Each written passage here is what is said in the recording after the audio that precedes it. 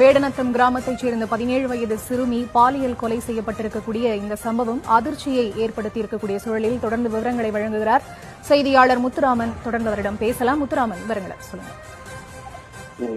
தூத்துக்குடி மாவட்டம், அதாவது விளாத்திக்குளம் சட்டமன்ற தொகுதிக்கு உட்பட்ட குளத்தூர் அருகே உள்ள ஒரு வேடநத்தம் பகுதியில், அதாவது 12ஆம் வகுப்பு படிக்கும் மாணவி நேற்று மாலை 6 மணி முதல் இந்த உபாதை கழிப்பதற்கு செல்வதாக பெற்றோரிடம் சென்றுள்ளார்.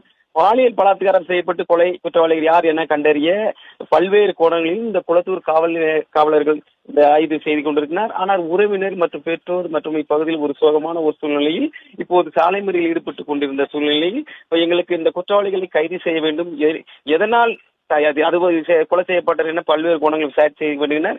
அதாவது இந்த சம்பவம் தூத்துக்குடி மாவட்டம் வேடநத்தம் பகுதியை சேர்ந்த 12ஆம் வகுப்பு மாணவி நேற்று முதலே காணவில்லை என பல்வேறு கோணங்கள் தேடி வந்த நிலையில் தற்சமயம் ஒரு உறவினர்கள் மக்கள் இந்த காட்டு பகுதியில் தீவிரமாக தேடி வருகின்றனர். அதே மாதிரி இங்க குற்றவாளிகளை உடனே கைது செய்ய வேண்டும்.